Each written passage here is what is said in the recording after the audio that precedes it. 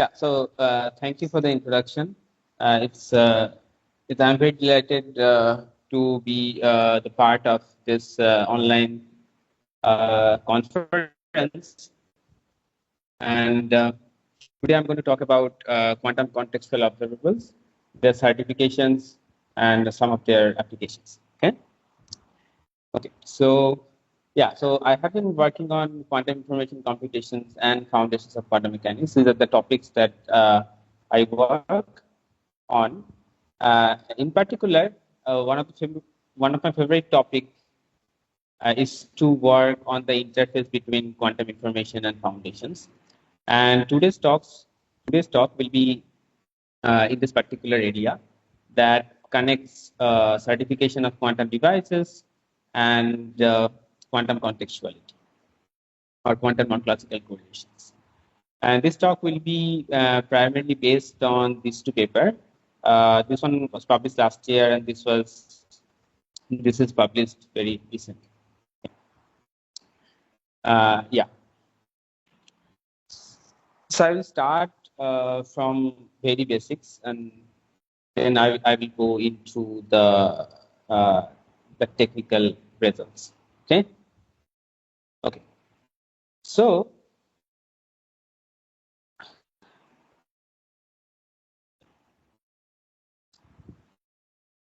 let us consider that you have 18 boxes.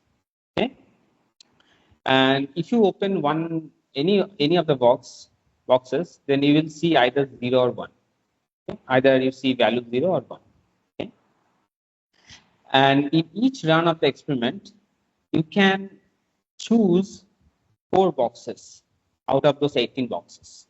Okay? And those 4 boxes cannot be any 4 boxes.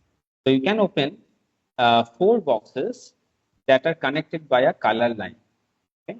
So you can open these 4 boxes, or you can open these 4 boxes, or you can open these 4 boxes, or like this. So there are actually 9 sets of 4 boxes. So, and those corresponds to the 6 edges of the hexagon, and there are 3 more.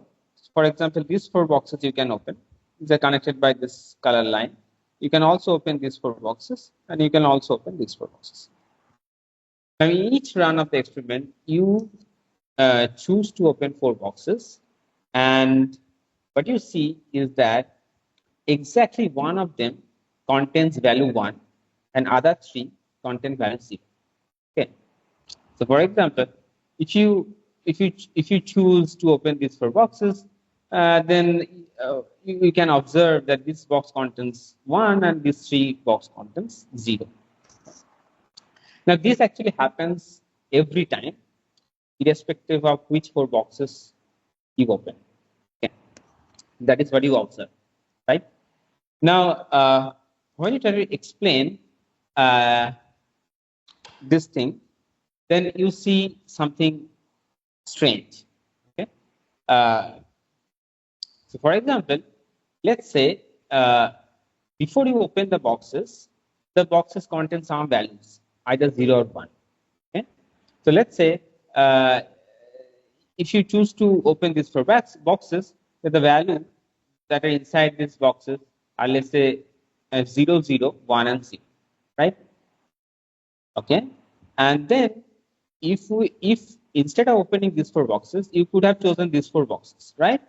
Then if one value is already inside this box, then these 3 boxes should contain 0 values. Because if you had chosen these 4 boxes, you should observe the same thing. And if you go on and assigning these 0, 1 values to those 18 boxes, at some point you will find a contradiction. So, for example, if you assign like 1 value to these boxes, then these 3 boxes should be 0, and out of these 4 boxes, at least 1 box should contain 1 value. So you can assign like 1 value to this box, and these 3 boxes should be 0, and also these 3 boxes should also contain 0, because out of these 4 boxes, only 1 box should contain 1. And similarly, if you go on, then what you will find is that you will find a contradiction that all the 4 boxes which are connected by this line will contain 0 values. Okay, and this is true irrespective of how you assign the values, and you can see it. It's not difficult to prove it. So, for example, if you assume that box I contains the value 0 or 1, and let's say vi is basically the value that is inside that box I. Okay. Now the thing is that if you observe this sort of correlations, then sum of the values for these 4 boxes should be 1. Okay? Because at least exactly one of the boxes should contain 1. And similarly, there are 9 such conditions because of this 9 set of 4 boxes. So this 9 equations should be satisfied. And then if you sum these 9 equations, and on the right hand side, what you will get is 9. However, if you observe carefully, then you can see that each box actually appears 2 times. For example, box 1 appears in this set of 4 boxes and also in this set of boxes. Similarly, box 2 appears in this set and also in this set. So, and this is true for every box. So, on the left hand side, vi should appear twice for every I.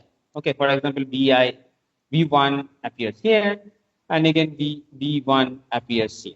Okay, so the left hand side of this resultant sum will be something like this, and that number has to be a even number because this vi is either 0 or 1. So sum of vi will be some number which is multiplied by 2, that is a even number. So you can easily prove that such correlations are not possible using this value assignment, classical value assignment.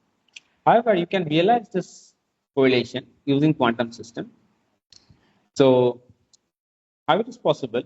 So first of all, one can find 18 4-dimensional vectors and associate all those vectors to this 18 boxes in such a way that the set of vectors corresponding to each set of 4 boxes forms an orthonormal basis. Okay? So for example, this 4 set of vectors actually forms an orthonormal basis. So these vectors are not normalized, but you can easily normalize them. So these 4 vectors actually form an orthonormal basis. These 4 vectors also form an orthonormal basis, and like this. These are the 18 vectors, and each of these 4 set of vectors corresponds to orthonormal basis, right? And you know that a quantum observable would correspond to an orthonormal basis. So each orthonormal basis corresponds to a quantum observable, right? Now consider that you have a 4-dimensional quantum system, or you have, let's say, 2 spin-up system or 2-qubit system, and depending on which 4 boxes you choose, that particular observable is measured on that system. Okay, so basically you have an ensemble of quantum system, and maybe in the first run you choose these 4 boxes. So this particular observable is measured, and you will observe one outcome out of those 4 possible outcomes, and those 4 possible outcomes corresponds to one of those vectors. And then what happens is that the vector corresponds to that outcome is assigned 1, and the boxes correspond to that particular outcome is assigned 1, and the other boxes are assigned 0 values, right? And in this way, and you can achieve these correlations no matter which 4 boxes you choose, because there exist 18 vectors such that each 4 vectors corresponds to each set forms a basis. Okay, so so these sort of correlations you can get using quantum systems, and this is actually what the Coach-Specker contextuality is.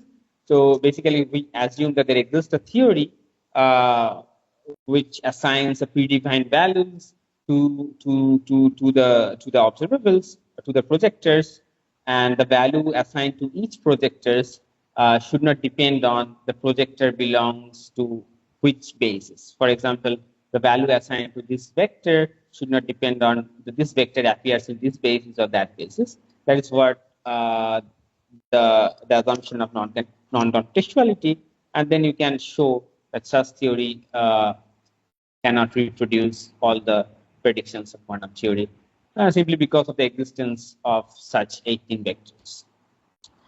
Okay, yeah. So there are other proofs of quantum-spacer contextuality.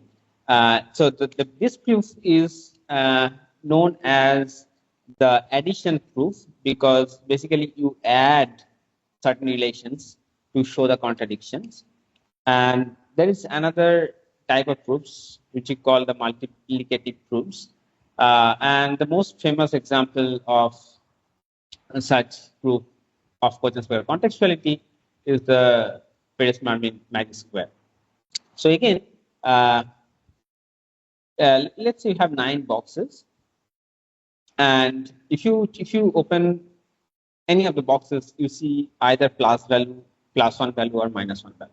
Okay, and but you cannot. So at most you can open 3 boxes in a particular run of the experiment, but you cannot choose any 3 boxes. So you can open 3 boxes that are aligned in a row or that are aligned in a column. So you can open these 3 boxes or these 3 boxes or these 3 boxes or like these 3, or this 3.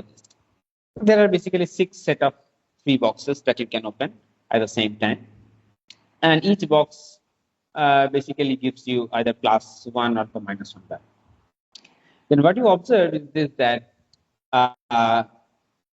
if you open these 3 boxes that are in the 3rd column, then and if you take the product of these 3 values, you will always see that's a minus 1. Okay?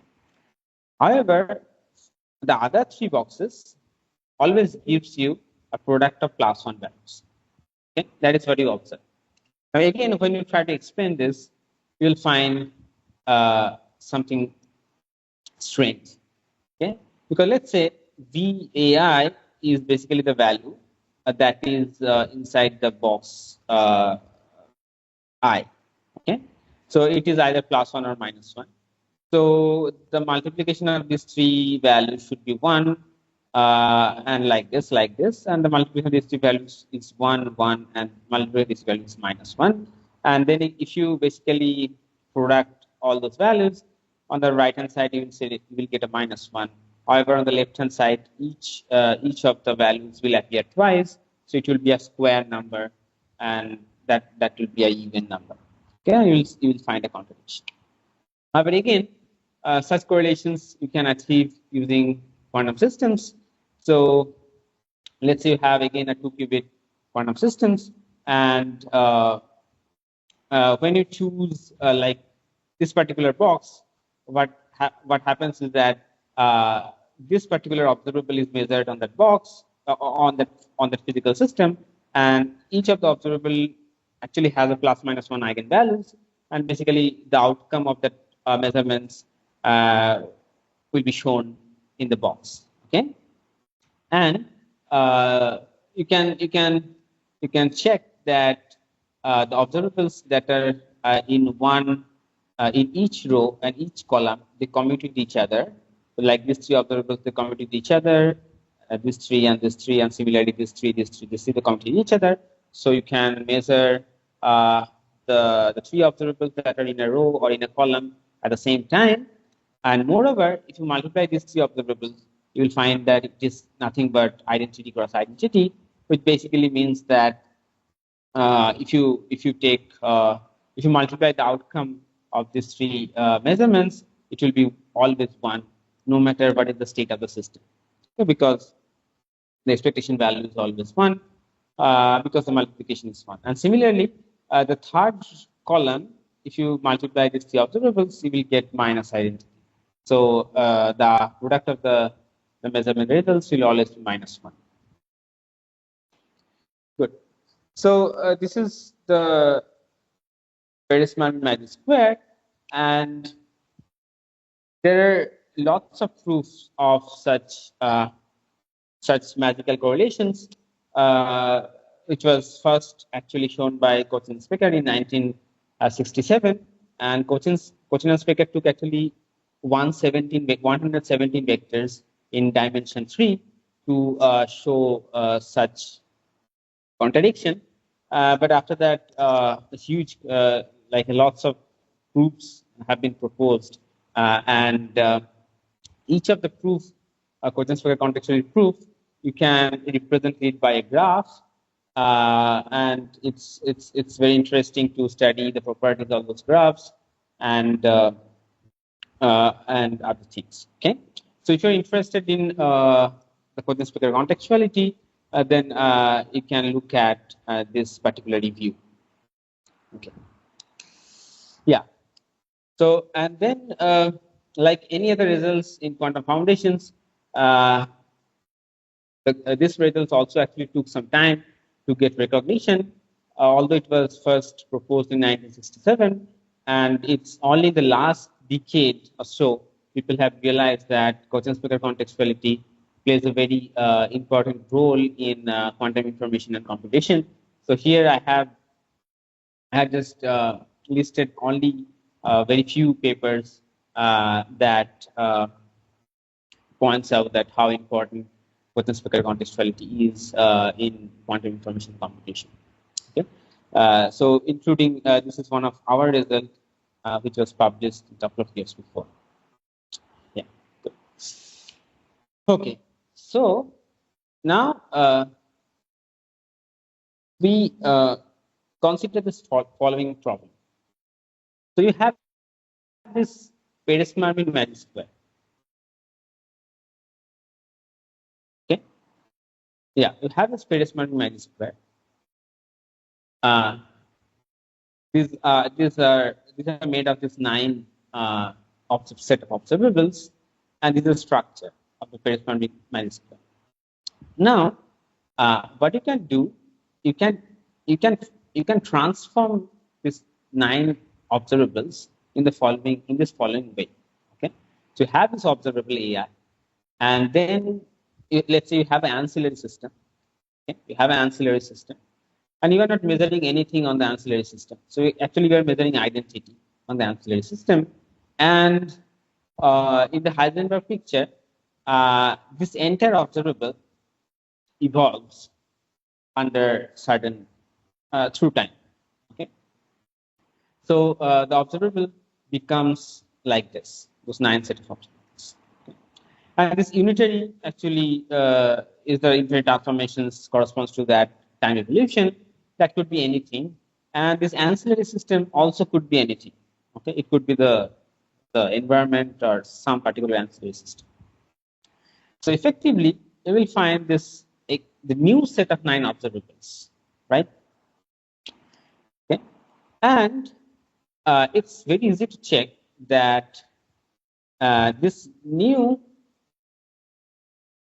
set of 9 observables also is a magic square. That means they satisfy the computation relation that are required, like the three observables in each row and in each column, they commute with each other, and the multiplication of these 3 is identity, this is identity, and the multiplication of these 3 is minus identity. Okay. So what you get is a new magic square. It's not difficult to see, but let us ask the reverse question. Okay. Suppose I have a 9 set of observables with plus minus 1 eigenvalues in arbitrary dimensional quantum system.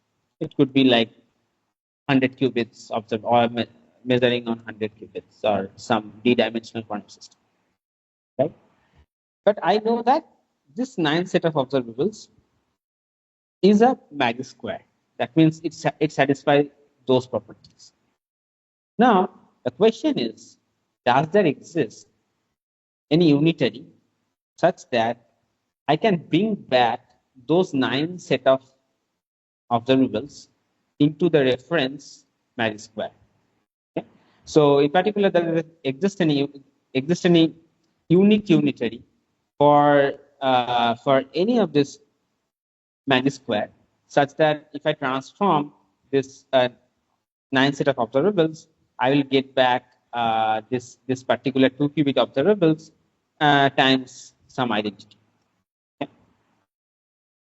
Yeah. So in other words, mathematically, it basically means that if I have a set of 9 observables satisfying certain relation, then does that set have a unique representation? Okay. And if it has, yeah. Hello. Just sorry for the interruption. So please try to finish your talk by 11:40, so that after 5 minutes of discussion. 40 minutes. Yeah, 11:40. Yeah, 40. Okay. So can you remind me at 11:30? Yeah, so Yeah, like after 30 minutes. Okay. Yeah. So yeah. Okay.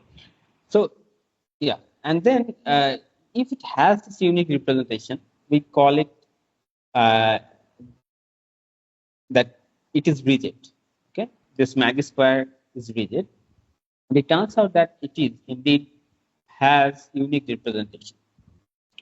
And similarly, we can ask the same question to this 18 set of vectors. That if I apply again some unitary transformation with this on this projector times identity, I will get a new set of 18 projectors, and they will also satisfy. They will also show the same magical correlations.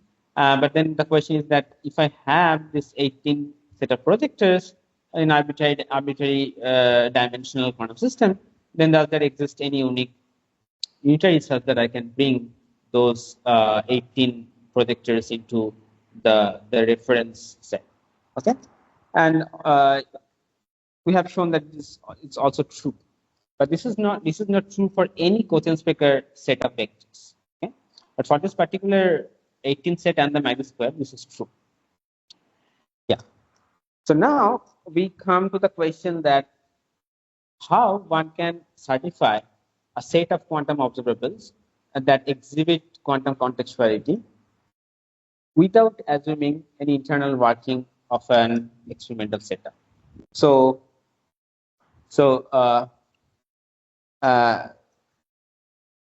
to understand it more clearly, let us consider that there is a manufacturer who claims to build a device that implements this 9 set of observables. Okay, like let's say this 9 set of observables, okay? This 18 containing this 18 vectors. Okay, and there is a user who wants to use these 9 observables, perhaps to do some information processing task or to perform some fun experiment with quantum system. Okay? But the user has no knowledge about the internal working of the device. Okay, so like what kind of physical system this device are, how they are configured, and even whether this is indeed a quantum system or not, right? So so for the user, this device is essentially a black box. Okay, but this device has classical inputs and outputs, right? So this manufacturer says that okay, you can choose. So there are 9 inputs, right? Like 1, 2, 3, 4, 9. The inputs are denoted by X. Then you can choose those one of the inputs, and it performs that particular observable and provides an outcome. So there are 4 outcomes for each observable, corresponds to the each vectors, and it gives you the outcome. That's denoted by A. So the user basically can interact with the that device through the classical inputs and outputs. So user can select the inputs and the user can get the outputs, right? And after doing this many times, user can get the statistics, input-output statistics of this device. And from that statistics, the user wants to verify that indeed the manufacturer is has prepared or has realized this 9 set of observables that he was training, right? So this is the problem of certifying certain quantum systems or processes. And it's not just an important problem in certifying quantum contextual observables, it's a very important problem in realizing quantum technology in more general sense. Okay. Okay.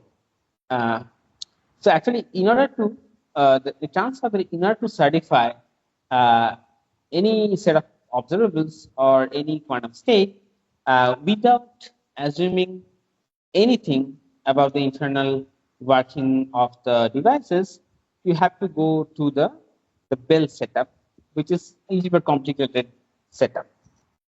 Okay, so that is so the fully device independent certification is simply not possible unless you go to a little bit more complicated experimental setup, which is the Bell experimental setup.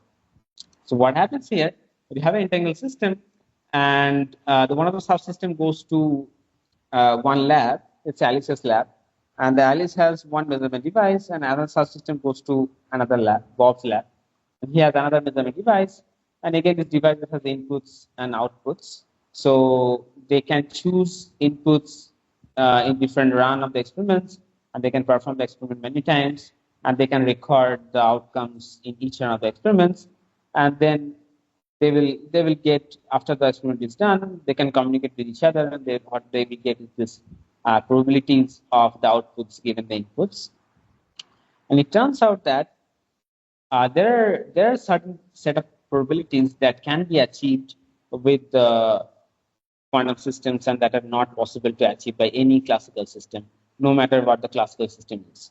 Okay, and moreover, and those set of probabilities that cannot be achieved by classical systems that has to be that are basically obtained by entangled states and some incompatible measurements on Alice's and Bob's side. They are obtained using this formula. But now the questions that we are interested in, that if they have these probabilities in this Bell experiment, can they say something about the state and the measurements that are inside the devices? Okay, so they don't know what is the state and the measurements that are implemented in the devices. The devices are bought from a manufacturer, and they have only the statistics, and from that they want to infer the states and the measurements. And there are two things that they cannot be captured in these probabilities, which is some local unitary degrees of freedom and the presence of some ancillary system. Okay, it's not difficult to show that.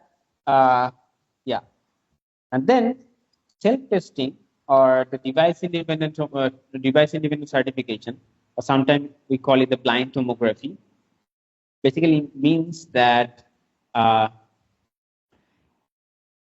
from this set of probabilities, Alice and Bob can infer that the states that is shared by them has to be a unique state, unique entangled state, up to some local unitary degrees of freedom, and the observables that are implemented by the devices are a specific quantum observables up to some local degrees of freedom. Okay? So mathematically, it means that certain set of input-output statistics would imply that there exist some unitaries on Alice's side and Bob's side, such that the unknown state can be brought back to the reference state with some auxiliary state, and the unknown measurements that are implemented on the Alice's and Bob devices are the reference measurements times some trivial measurements acting on the ancillary systems. So yeah, I think the previous editions of this conference, I have talked about this in quite details, the self-testing. So if you want, you can look at those talks. Okay, so yeah, so our aim is to self-test or certify those 9 set of observables, right? or in general, a set of observables that that exhibit quantum contextuality. And that can be done using what we call a pseudo-telepathy game. Okay? So what is this game? So it's better to describe with an example. So let us consider this again 18 boxes. Okay. So what happens? There are two parties, Alice and Bob. Okay. So so in each run of the game, Alice gets one of the bases. So there are 9 possible set of boxes or 9 possible bases. Okay. So Alice gets one of the bases, and Alice outputs one of the vector from that basis. Okay. So if let's say Alice gets the basis number 1. Okay. So the basis number 1 contains these 4 vectors, 1, 2, 3, 4. So Alice will output a vector that could be 1 or 2 or 3 or 4, right? And Bob will get a vector from that basis randomly. So Bob will get either 1 or 2 or 3 or 4, and Bob has to guess whether the vector that he gets is the same as the vector that Alice outputs or not. Okay. So let's say if Alice outputs vector 2, and if Bob gets 1, then Bob has to say that no, Alice outputs different vector. And if Bob gets the same vector 2, what Alice outputs, then Bob said yes, it's the same vector, right? So this is basically the game, and the inputs are coming randomly to Alice and Bob. Okay, and they have to win this game perfectly, right? So before the game starts, they can communicate with each other and they can come to the best possible strategy. Okay, but once the game starts, they cannot communicate with each other. Okay, so Alice will have to give vector output, and Bob will get a vector randomly, and Bob will have to say whether these two vectors are the same or not, right? Just the game. So it can be shown that using classical systems, no matter what, this game cannot be won perfectly. However, if Alice and Bob, they share this Q-quad maximally entangled state. Okay, so 0, 1, 2, 3 are basically the basic vectors, and this is the maximally entangled state. If they share this maximally entangled state, and if Alice measures this particular set of 9 observables, depending on the input she receives, and if Bob measures this observable, then this game can be won perfectly. So what happens is that, let's say Alice gets the base is 1. That means this particular observable she will measure on this entangled state. Okay, and if you do the calculations, that what we will see is basically Alice will get one of the 4 outcomes randomly, and the corresponding state will be collapsed on the Bob side because the state is maximally entangled. And if Bob will get one of the vectors, and Bob will basically measure observable, which is basically projecting on the vector or not. Okay, that is mathematically this particular observable. So eventually, if Alice's outcome and if Bob's inputs are the same, then he will observe this particular outcome, and if it is not, then this particular outcome.